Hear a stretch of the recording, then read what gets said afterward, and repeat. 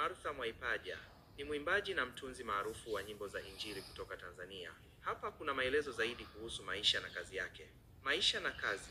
Mwanzo wa kazi, alianza kuimba kanisani, ambapo aligundua kipaji chake. Amejipatia umaarufu mkubwa Afrika Mashariki kutokana na sauti yake yenye nguvu na ujumbe wa kiroho katika nyimbo zake. Albamu na nyimbo. Ametoa albamu kadhaa, ikiwemo Ombi Langu kwa Mungu. Nyimbo zake maarufu ni pamoja na Jaribu kwa Mtu, Adui wa Mtu na Yesu ni Mzuri. Nyimbo zake zimekuwa chanzo cha faraja na imani kwa wengi, zikihimiza kusimama imara katika imani ya Kikristo. Maisha binafsi.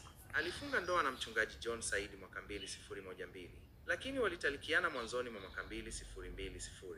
Kumekuwa na changamoto za kifamilia na madai kutoka kwa baadhi ya wanafamilia kwamba ameshindwa kuwasaidia. Huduma ya Injili. Anaendelea kutumikia huduma ya Injili kupitia muziki na mafundisho mbalimbali. Fanya kazi ya kuwahamasisha watu kupitia